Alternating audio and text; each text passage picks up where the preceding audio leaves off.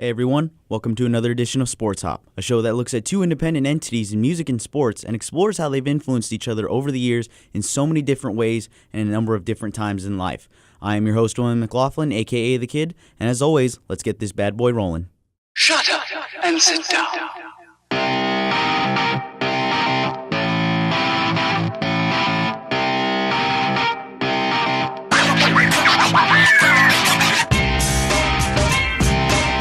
So if you're new to the show, what this show is about is basically looking at how music and sports, although two completely different entities, have really been an influx with each other over the last 20 to 30 years, and most recently in these last 10 to 15 years, how they've really been a big influence on each other and have really just paved the way in how people look at pop culture, not only for music, but for sports and for a number of different areas in television, music television, and anything that is kind of in the air or is very popular to audiences now. Now, if you're not new to the show and you've already heard this stuff before, you already know what I'm talking about. My first couple of episodes, I looked at hoops and hip-hop and how those were two different entities, but really flowed together and can be almost synonymous or the exact same thing when you look at it. I talked about the unlikely birth of stadium anthems and stadium rock and arena rock and gave you a little bit of an overlook at some of those songs. Most recently, my most recent episode, I talked about the rise in the Super Bowl halftime show and how that event became something of a musical spectacle and really saved the Super Bowl when you look at it prior to Super Bowl 27 with the help of Michael Jackson during the 1993 Super Bowl. But this week's episode is going to be something a little bit more current. I mean, almost all of my episodes have been relatably current, but this one is on a topic that is kind of looking toward the future and the rise of a business that has kind of grown out of nowhere. And although a lot of fans of sports and maybe music, and this is more towards sports though, may not look at this area as a sport in general, but it's something you can't really ignore, and that is eSports. Now, some of you or most of you probably know what I'm talking about when I say eSports. It's competitive gaming at the collegiate or the amateur or professional level. Some of you may not agree with me. You may think that gaming isn't a sport at all. And that's for everyone to debate on their own. That's kind of how they view things, and that's not what I'm here to talk about. I think it is a sport, and I'm going to basically show you and discuss why how this thing in esports has really became such a big event, a big spectacle, and has really risen in pop culture in the last 10 to 15 years, especially since the early 2000s. And I'm also going to connect to how music plays a role in the rise of esports and where it could potentially head in the future. But overall, the first part of this topic is the rise in esports itself. Now, there's really no set time of really looking at when esports became a very set or solidified thing, but it kind of really started in the early 2000s. Now, you can look at competitive gaming now, and it's becoming a very big spectacle. Doing my research on this topic, I was becoming more and more fascinated with it because you start to really see how this one area that really kind of was a luxury when it first started has now become something that is very competitive, and it almost draws the lines of right there with traditional sports in the way how viewers and competitors act when they get into that feel or that mojo of playing video games. Some of my closest friends are big on playing games now still, and I can remember seeing them being very competitive in their living room when they're doing online matches against a group of random strangers or against each other. They take it very seriously, and it's also no different when they're playing competitive games like NBA 2K18 or Madden NFL, anything of that sort. When it comes to competitive gaming, you can't deny that the way fans, spectators, and gamers or competitors, when they act, the way they act when they're competing is no different than what you see in traditional sports. But again, a lot of people don't agree that it is a sport simply because of the fact that they have a controller in their hand or they're using a keyboard and a mouse. But the reason I bring it up is because if you look at major sports apps or major sports networks, they recognize esports right off the top of my head, and a lot of where I got my research from in ESPN.com. If you don't have a login and you go to that website right off the bat on ESPN's homepage, one of the categories you can look for in their tab selection or in their drop-down menu is eSports. And the reason it's on ESPN and it's such a big deal for them and their fans and the competitors is because it has garnered viewership, it has garnered the attention of younger generations. And if you're someone who is a millennial like myself, or even now to this Generation Z group of people who are teenagers and young adults that are in high school or entering college, their gaming is something that they're used to because they're that generation that has grown up with technology. They're kind of that post 9/11 group where a lot of that stuff is history to them, but at the same time, they've always been around technology. It's been something that's been integrated in their lives from the day they were born. And that can't be said for millennials. We've been around and we've seen when technology came to be. We saw the rise of the internet in the 90s, and we also saw when cell phones came into play, when texting and the internet and YouTube and all of that became a bigger thing. But for this younger generation, and again, these middle-aged millennials or younger adults in millennials, and to the young teenagers in Generation Z, esports is something that is very much recognized. And when you look at it at the highest level with sports organizations and sports companies that try to gain viewership, esports is one of those things that they're using now in order to help build their production and build their subscription rates from people, is because it's such a big entity. Now, one of the things that isn't really known about esports, unless you're an avid gaming fan or someone who enjoys watching video game streams like myself, is there is the Major League of Gaming, MLG. Now, you may think I'm making this up, but you can look it up. The MLG is great.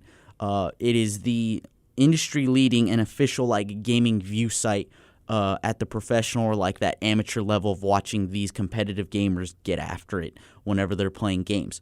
You can go to MLG.tv, and it's broken down by categories. You can see which games based on which viewerships you want to see, but it is a very real thing. And what's great about MLG TV and why it's so popular and why esports is recognized or is given that respect is because ESPN, they have a video that talks about the rise in esports, and I'll link that in the bio as well. Get a chance to watch it. It's really good. But MLG TV is able to provide gaming viewership for fans anytime, anywhere. It's all premier content, which is great. So you're not watching some 13-year-old kid in his basement at his mom's place who just bought a video game and doesn't know what he or she is doing. That's not the point. This is premier content with people who do this for a living. They get paid and they earn winnings for playing these video games for as a lifestyle. And what's great about it is that MLG TV on a monthly basis, this is monthly, remind you, is they garner about 20 million viewerships a month. So that's 20 million unique connections. Now, granted, some of that may only be for a few minutes or even just a few seconds. But if you look at it, that's 20 million people you're able to bring in on a monthly basis that you're taking away from traditional sports. The viewership itself monthly rivals that of MLB and the NHL when ESPN was doing the research on this. And what's great is that this content is available whether it's a web-based setup, so your laptop or your computer, if it's through a gaming console. I watch a lot of my live streams of gaming on my PlayStation 4, and whenever I'm home visiting family, I'll use my sister's Xbox One or my brother's PlayStation 4. But it's something that's available also on your consoles. Along with that, you can find it mobilely through apps, or you can search it online via your mobile through connected TVs, so smart TVs that give you the option to download these apps. And on top of that, you can also find it on social media, which I feel is probably one of the biggest reasons why esports has garnered so much more attention, is because the main point of connection for a lot of people now today is social media like Twitter, Facebook, Instagram. You can throw Snapchat in there as well. But social media has really been that big push in these last couple of years that's helped garner these connections. And it's really cool because you're able to look at how gaming itself, from someone who's played video games growing up to now, you see that change in it and how it's been able to adapt. and becomes something that is, again, more than just a luxury. It's now something that a lot of people really enjoy. And the cool thing about it is when you look at the numbers, again, 20 million viewers monthly. That rivals Major League Baseball and the National Hockey League. To say that you're able to do that with gaming is showing you're garnering the respect. And that's why a lot of people consider it being something that is in a sports category. Now, again, it's still up for debate because a lot of people don't feel like you're actually doing anything physical, or you're not doing anything like laboring in a sense when you're playing esports. But that's not always the case. I've met people, I have some friends that are like avid gamers and some that have played like at an amateur or semi-professional level. It's almost a full-time job. No, actually, it is a full-time job for these people, because you look at the amount of hours they're putting in. It's unique because it's focused on one specific area, and that's no different than any other traditional job or sport. Is that if you want to be good at it, you have to focus on it. Now, I'm going to give you an idea of how important gaming is to the sports industry and to like the business industry from a money or like a production standpoint, and why it's garnered so much respect on a worldly scale is because of what it can generate, what its profits can do, and what it can do for bringing in fans, subscriptions, and views. So from a viewership standpoint, ESPN has another article on esports becoming a massive industry. Again, linked in the bio. Be sure to read it. It's really cool. It has it broken down by the numbers, which I'm going to explain to you here in a nutshell.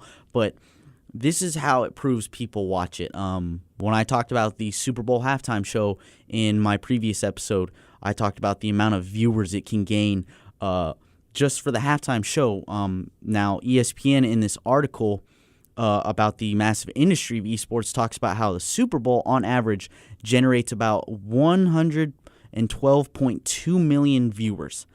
That was based around the 2013 and 2014 Super Bowl.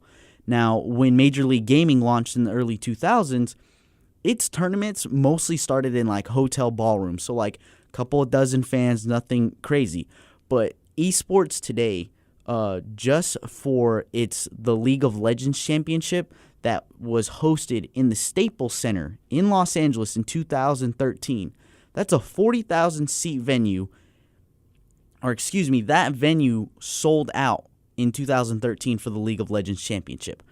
To prove that it even goes even better, the 40,000 seat World Cup Stadium in Seoul a year later in 2014 drew an online audience of 27 million people, and it sold out the 40,000 seat arena. From 2013 to 2014, the most watched sporting event, if you're not including anything traditional or just like looking at all sporting events that is like streamed for fans to enjoy, that's including esports, the Super Bowl was first in those 2 years. Again, that 112.2 million viewers altogether. League of Legends was second with 27 million. It just beat out the Masters by 2 million of 25. Now, the Masters, again, was third with 25 million. In fourth, in that span of 2013 to 2014, Dota 2, the International Online Championships, had 20 million viewers. That was more than the NBA Finals, which was 15.5 million. It was more than the World Series, which was 13.8 million. And it was more than the Stanley Cup Finals, which was only 5 million. So that is how you know esports is garnering the respect. It's garnering the attention of people, is that legitimately it is second only to the Super Bowl in certain viewerships of games. Now, again, this was just for League of Legends, but that's just counting one section. If you were to combine it all together of every like tournament from every different game that was shown on an international scale, who knows?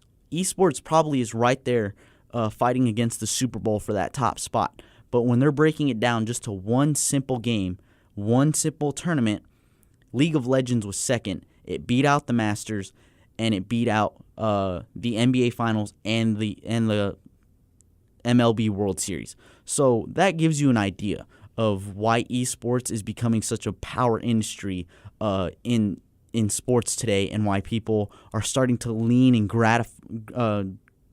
gravitate more toward it, because it's a lot of fun. and it's different. It's a lot different than what you're seeing with traditional sports. Like, we've all probably watched football, basketball, baseball, hockey, the Masters. I mean, I've watched them all. I don't know about everybody else, but I'm not taking anything away from them because they're great sporting events. They're those traditional powerhouses that stick out. But you have to look at the way the world is changing, the way the world is evolving, and what younger generations are looking at. And for these big industries like ESPN, like Fox, the way they're going to want to keep up and make sure that they don't lose their viewerships and make sure they're still generating that revenue, they have to look at what works. And I think that's where there's that disconnect, is because a lot of people are so caught up in traditional sports. Again, nothing against them. I love a lot of those traditional sports.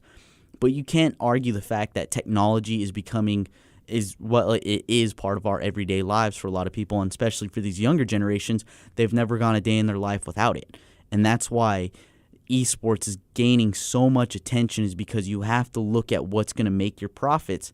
And if that younger generation is willing to spend the money on this stuff so that they can enjoy it at the highest level or potentially compete at the highest level, then yeah, ESPN, Fox Sports, a lot of those organizations are really going to start to recognize it more. And I think that's why you're starting to see such a bigger push and a bigger connection for people on a global scale, and why it's becoming a lot more enjoyable.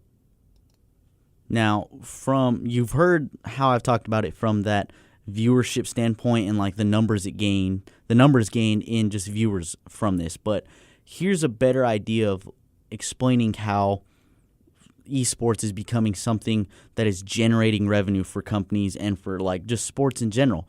Back in 2017, early February, Sports Illustrated did an article, and again, this is also tagged in the bio, but it was about a packed out crowd in Seattle's Key Arena back in August. This was in August of 2016. So the article was done in February, but there are all these fans that filled up the Seattle's Key Arena. And the crazy thing was the scene inside of this arena is like what a lot of people would expect in a premier traditional American sporting event. People wearing jerseys, screaming in anticipation, fluorescent spotlights around the arena, a hype man getting people excited for the event that's about to happen. The only difference was that fans weren't getting ready to watch physical bodies like do anything. They were getting their eyes fixated on giant LED screens rather than looking at the stadium floor. And the competitors they paid to see and watch in those events never left their seats. And those fans never watched the competitors. They were looking at the LED screens and focused on that the whole time.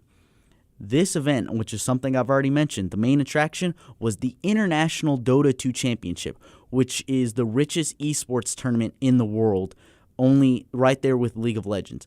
Now, for those of you that don't know, Dota 2 is basically a multiplayer online battle arena game, so MOBA is for short.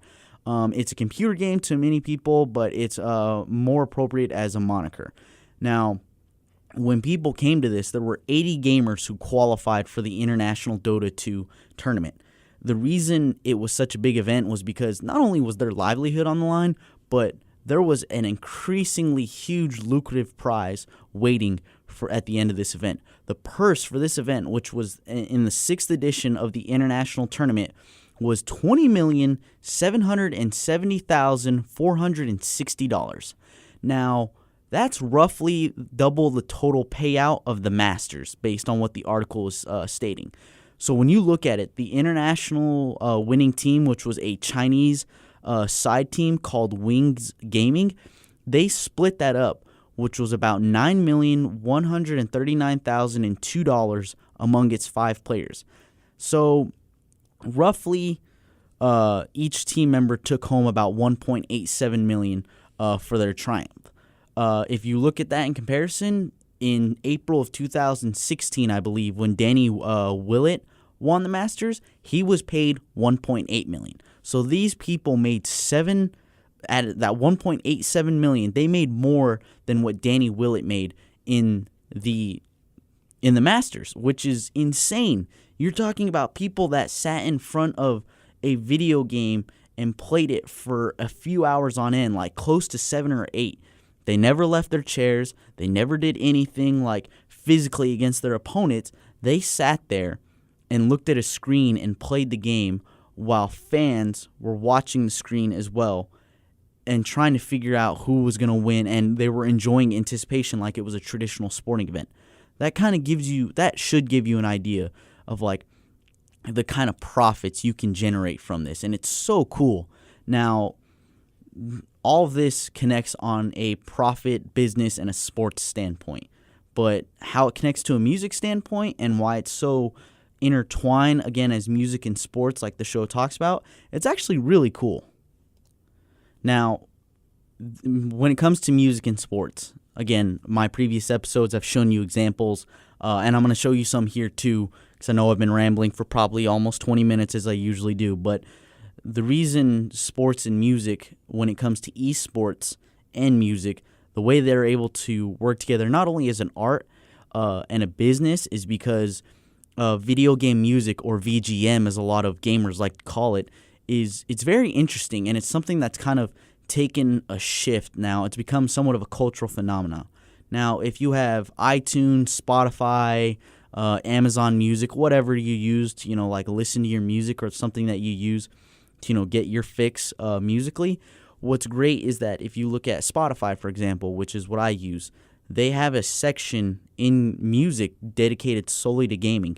Now, for those of you that use Spotify, and for those of you that don't, when you click on those genres or the moods you're looking for, within that section, they have so many different subgenres, points that you can choose from. So like when you click on gaming, they give you all these different options. They give you EDM gaming, top gaming tracks for fans, or like the most listened to gaming tracks, rock gaming tracks, hardcore music gaming tracks, EDM, which I believe I already said. But it's really cool because there's all these different genres, and you can always find something new. Some of the songs do overlap between these different playlists, but you always find something different, and it's really cool because sometimes they can have some of the newest music that is very relevant and popular today, or they can have generational hits from 80s speed metal to early 2000s punk and alternative to old school rap and hip hop to now EDC, EDM style, like bass head type music, or something that's got a really techno style feel to it. And it's awesome. I like to play video games every now and then, and whenever I do, I always put on a different gaming playlist, and it's insane how like stuck into it you get, or how much you enjoy it, or well, at least I do. And for avid gamers that are probably listening, they can probably relate to that because it's such a good way to help you focus, and it helps you get so much more connected to the game and to what's happening in front of you that you almost forget what's around you.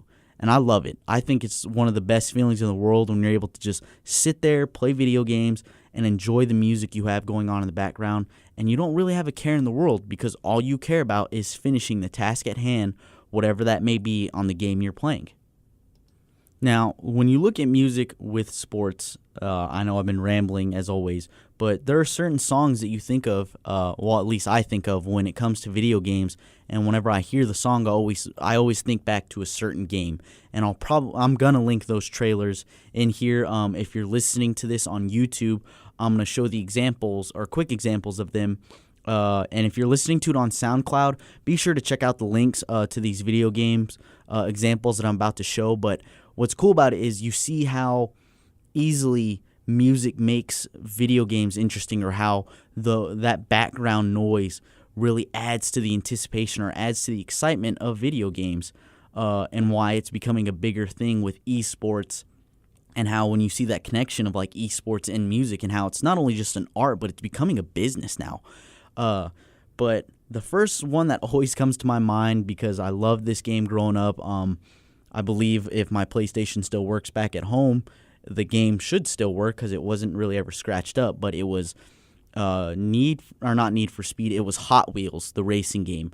Now, the reason I like it so much is because one of my favorite speed metal bands, or 80s speed metal bands, is Metallica.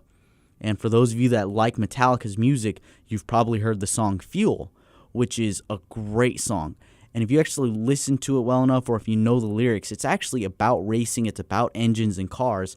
But that song was used as the intro video for the Hot Wheels video racing game, and it was so good. And I remember as a kid, like, I'd already known who AC/DC was thanks to my dad introducing that band to me, and I eventually found Metallica on my rise to musical, like, cultural greatness. And I remember when I heard that song in the video game, I didn't know the song, but I knew the artist was Metallica because they have that very distinct voice. James Hetfield has that very distinct, unique feel to his voice that whenever you hear it, you're just like, yep, James Hetfield, Metallica. And that's what it was. And when I heard the full song of Fuel, I just loved it. I absolutely loved it. So I'm going to play that here for you really quick. Again, if you're on SoundCloud, check out the video link. It's really cool. And if you're already watching on YouTube, enjoy. Give me fuel, give me fire, give me that which I desire.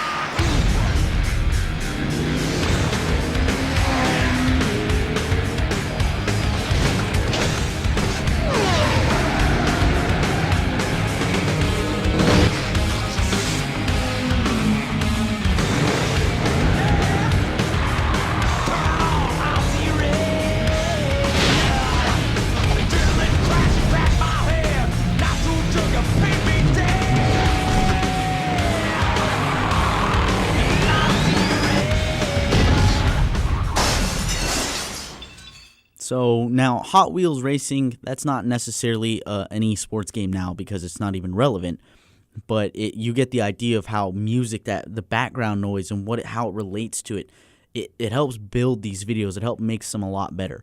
The next video example I'm going to use is from a personal all-time favorite of mine, but it's from Halo 5 Guardians. When they did the gameplay trailer for it, they used the song called Knights of Sidonia by Muse.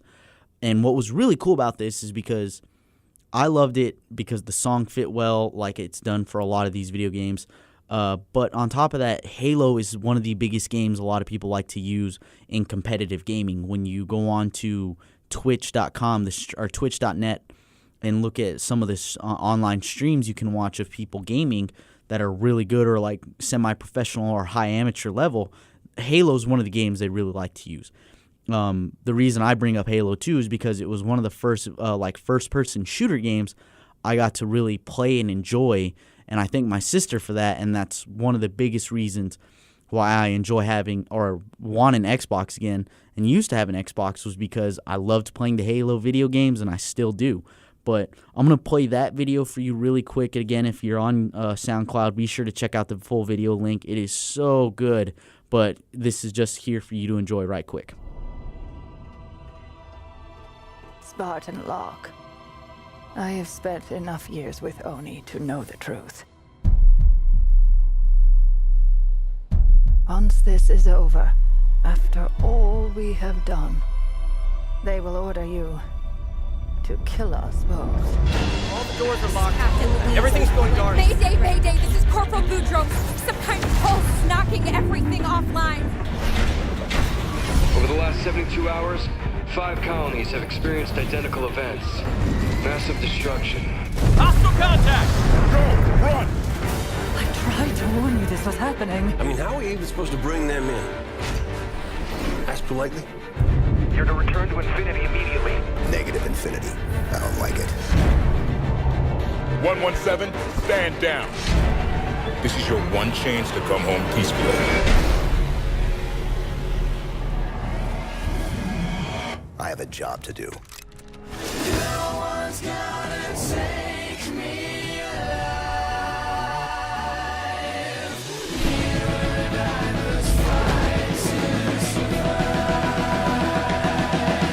Contact!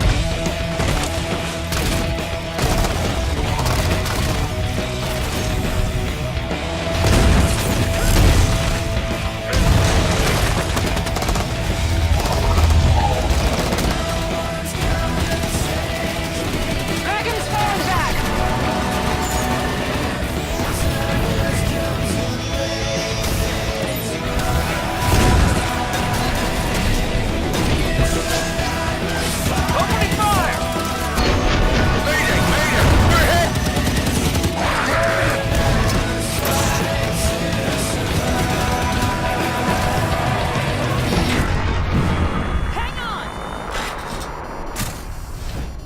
twice. Well, we're counting now? You have the firepower to get us in there.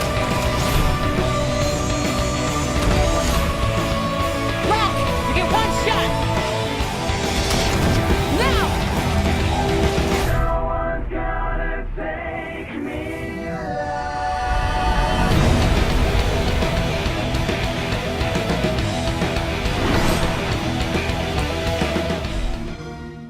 So those two examples hopefully should give you a good idea of how it is. Again, the Halo 5 Guardians gameplay trailer was just, I remember when that first came out, I was so excited. I pre-ordered Halo 5. I played the video game, beat it on Legendary. It took a while, like it wasn't no like first try, and I was like, oh yeah, totally good at it. No, I got killed and beat a lot until I finally beat the game, but it was worth it. I think I spent like close to 36 hours and 12 Red Bulls to get through it, but I mean, I didn't have anything going on during my undergrad, so it was a lot of fun, and I slept like a log the next couple of days, but it's really cool when you see how those connect. And another reason I bring up music with esports is because when you look at YouTube's viewership, when it comes to esports, or excuse me, gaming compared to music, when it comes to subscriptions and viewers, gaming is second only to music. Specifically looking at it, YouTube, this was back with esports, the massive industry article by ESPN, but music itself, during when this article was written, and it's probably grown bigger for both, but during the 2013 to 2014 year, music on YouTube alone had 85 million like unique followers or like subscriptions.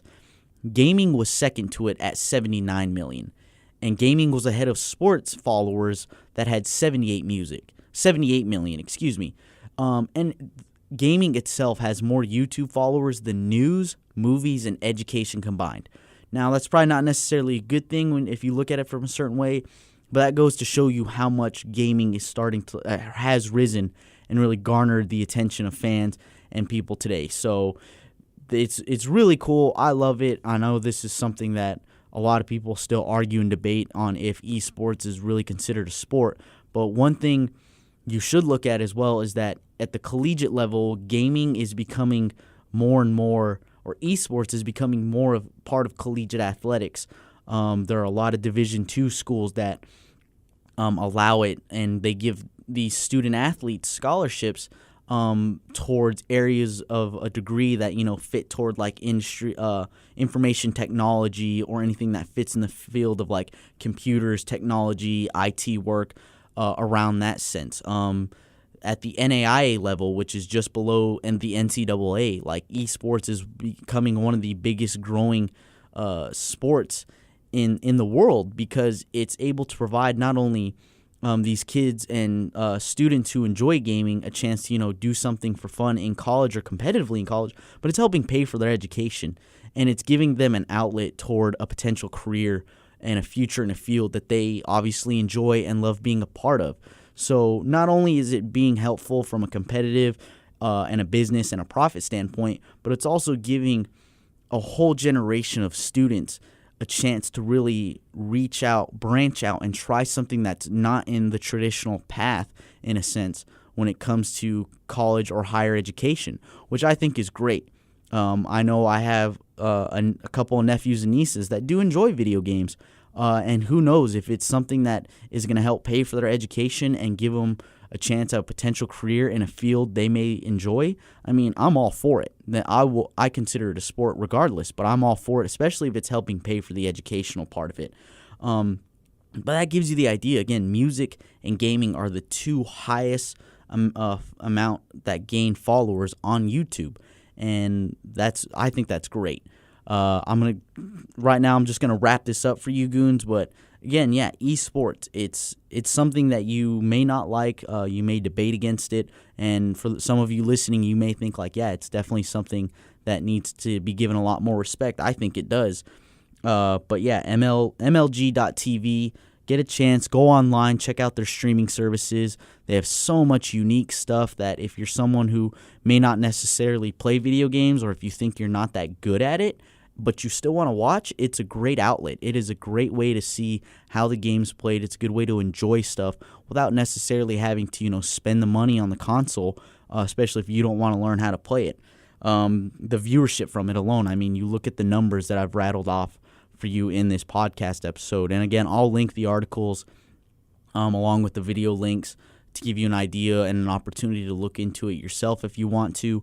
But if you get a chance, definitely do some research or at least read these articles that I'll provide.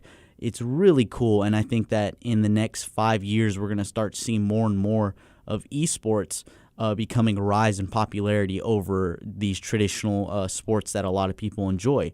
Now, again, not taking anything away from those traditional sports, but the way technology is forever advancing and evolving, and with the generations coming up now, you have to accept it that esports it's a very real thing, and as much as you may not like it, you're going to have to deal with it, and I can't wait to see what the future holds for it, and when it comes to music, how they're going to constantly intertwine with each other and provide a way to get, fans involved. Like I said, with these video game trailers, it's really cool how they can build up the anticipation or that hype for people. But that is pretty much all I have for you today on this episode of Sport Top. Again, the show that looks at two independent entities in music and sports, and esports now, and really gives you a chance to examine and look at them in a number of different ways and see how they've been able to influence each other. I appreciate you, goons, spending your time listening to this episode. Once again, always a shout out to my boy Chris Smith, guy who created the show and let me run with it. Again, try to show him some love on his Twitter. His personal handle is yaboy C Smith, all one word, all lowercase, and boy is spelled B-O-I. Again, I as in internet. Yaboy C Smith. Follow the show on Twitter as well. It's at sports_hop1. And if you want to show me some personal love on Twitter, my handle is will_MCL11. The handles are in the bio. But until next time, peace out, goons.